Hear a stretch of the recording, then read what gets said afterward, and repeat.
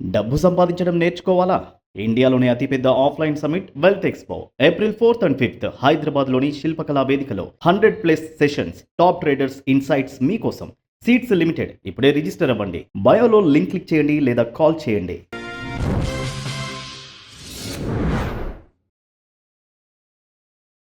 Hello A Chakravarthy garu, welcome to Social Post. Hello Nihal garu, ఒకసారి మీకు ఈ అవకాశం కల్పించినందుకు నిహాల్ గారు, అదేవిధంగా మీ సోషల్ పోస్ట్ ఛానల్ వారికి ధన్యవాదాలు చెప్పుకుంటూ మనం స్టార్ట్ చేద్దాం. ఎస్ సార్, ఇప్పుడు బ్యాంక్ నిఫ్టీ కనుక మనం చూసుకున్నట్లయితే ఈ వీక్ కూడా కొంచెం నెగిటివ్ గా కనిపించింది. So next week bank Nifty ఎలా ఉండబోతుంది, ఏ బ్యాంక్స్ అనేది పాజిటివ్ గా ఉన్నాయి సార్? మొట్టమొదటి నిహాల్ గారు, బ్యాంక్ నిఫ్టీని నెక్స్ట్ వీక్ ముఖ్యంగా ప్రభావితం చేసేది ఏంటంటే ఆర్బీఐ మానిటరీ పాలసీ మీటింగ్. మీకు 6వ తారీఖు, 7వ తారీఖు, 8వ తారీఖు సంజయ్ మల్హోత్రా గారి అధ్యక్షతన మానిటరీ పాలసీ మీటింగ్ ఉంది. ఆ మీటింగ్లో తీసుకునే డెసిషన్ బట్టి ఇండియన్ ఎకానమీ గురించి వాళ్ళు ఇచ్చేటువంటి స్టేట్మెంట్స్ బేస్ చేసుకొని బ్యాంక్ నిఫ్టీ కానీ నిఫ్టీలు కానీ మూవ్ అవుతాయి, no doubt. First of all నాకు తెలిసినంత వరకు, ఇందాక మనం నిఫ్టీ గురించి చెప్పుకునేటప్పుడు ఇన్ఫ్లేషన్ అన్కంట్రోలబుల్గా ఉంటుంది, ఏప్రిల్లో చాలా ఎక్కువగా ఉంటుంది, మార్చే అసలు 3.80 to 4.20 ఉంటుంది సిపిఐ అని చెప్పాను, కన్జ్యూమర్ ప్రైస్ ఇండెక్స్. మీకు ఏప్రిల్లో వచ్చేసరికి 4.80 to 5% ఉంటుందని చెప్తున్నాను. సో అందువల్ల అన్కంట్రోలబుల్ ఇన్ఫ్లేషన్ ఉంటుంది. తర్వాత one more important, crude oil price around just above $109 ఒక బ్యారల్ ఎస్టర్డే క్లోజ్. ఒక బ్రెంట్ క్రూడ్ ఆయిల్ ఒక బ్యారల్ $109 పైన క్లోజ్ అయింది, జస్ట్ అబౌవ్ $109 క్లోజ్ అయింది. సో అదొకటి ఇంపాక్ట్ ఉంటుంది ఇన్ఫ్లేషన్. అంటే ఆర్బీఐ పాలసీ అంటే వడ్డీ రేట్లు తగ్గించాలా ఏంటి, వీటన్నిటిని బేస్ చేసుకున్నప్పుడు దే కన్సిడర్ ఇట్. తర్వాత వచ్చేసరికి రూపీ వాల్యూ ఒకటి కన్సిడర్ చేసుకుంటారు. ఆల్రెడీ రూపీ వాల్యూ గురించి వీ డిస్కస్ ఎ లాట్. ఎందుకంటే నిన్న కవర్ అయింది ₹2.05 నుంచి లోకి చూసుకుంటే మీకు ₹2.55 కవర్ అయింది. సింగిల్ డేలో అంత కవర్ అవుట్ అంటే it's not a joke. But నా ఒపీనియన్ అయితే ఆ కవరేజ్ని చూసి మళ్ళా రూపాయి బలపడుతుంది అనేటువంటి ఫీలింగ్కి రావద్దు, అవి తాత్కాలికాలే నా ఒపీనియన్లో అయితే. ఎందుకంటే ఎకానమీ క్యాడ్ అనేటువంటి డెఫిసిట్ ఎంత పెరగబోతుందో నాకు అవగాహన ఉంది. మీకు అర్థమైంది, కరెంట్ అకౌంట్ డెఫిసిట్ ఎంత భయంకరంగా పెరగబోతుందో నాకు అవగాహన ఉంది. కాబట్టి అందువల్ల ఎన్ని $1 బిలియన్ పెరగబోతుందో నాకు అవగాహన ఉంది. కాబట్టి ఇవన్నీ తాత్కాలికాలే, రూపాయిలో కవర్ అవటాలు. సో అది పరిగణలో తీసుకుంటుంది ఆర్బీఐ.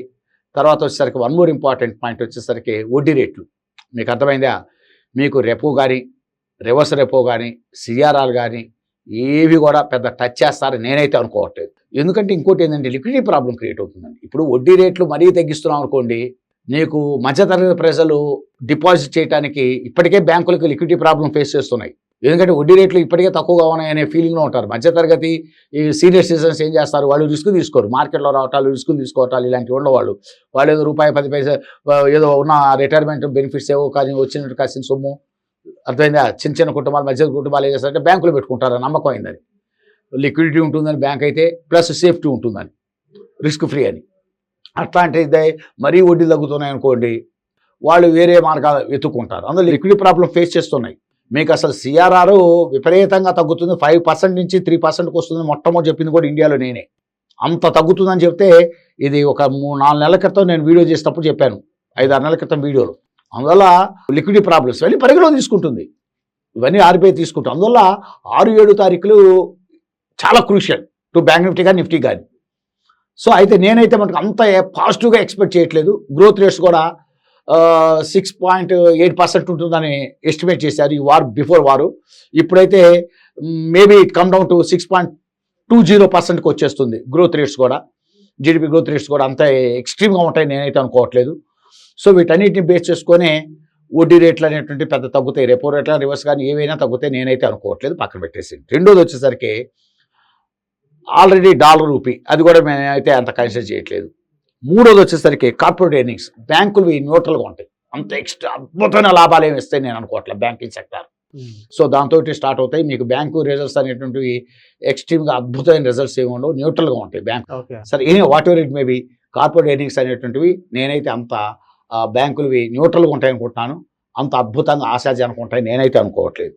అందువల్ల వీటన్నిటిని బేస్ చేసుకొని ఎఫ్ఐలు డిఎస్ ఎఫ్ఐ కంటిన్యూస్ సెల్లింగ్లో ఉన్నారు, డిఎస్ కంటిన్యూస్ బయింగ్లో ఉన్నారు.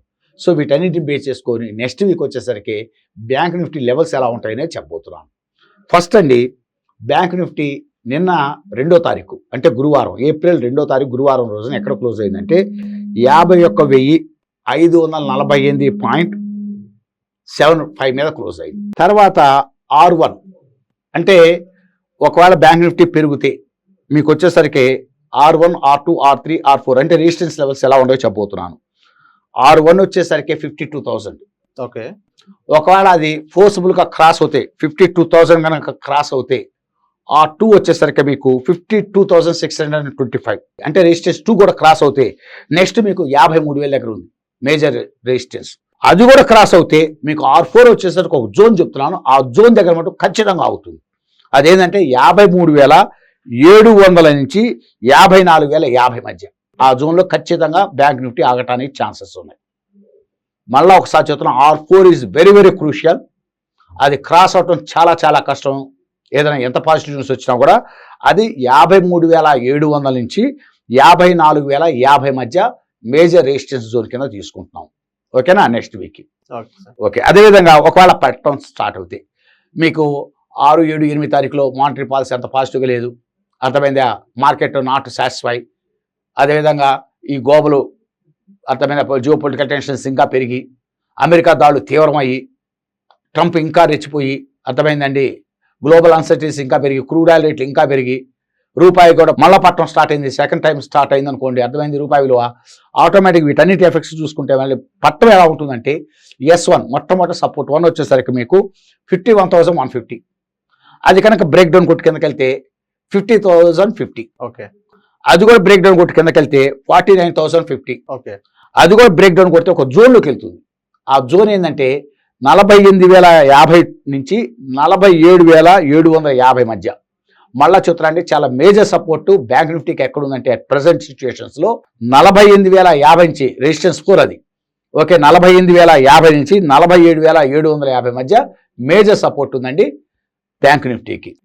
అందువల్ల ట్రేడర్స్ అనేటువంటి వాళ్ళు మీరు జస్ట్ ఒక ఎడ్యుకేషన్ పర్పస్ వీడియో, అర్థమైన మేమే లాంగ్ వెళ్ళమని షార్ట్ వెళ్ళమని చెప్పట్లేదు, మీరు పరిశీలించుకోండి, ఈ లెవెల్స్ని చూసుకుంటూ మీ బిజినెస్ మీరు చేసుకోండి. ఓకేనా, clear cut. Thank you Nihal గారు to given this opportunity. Thank you.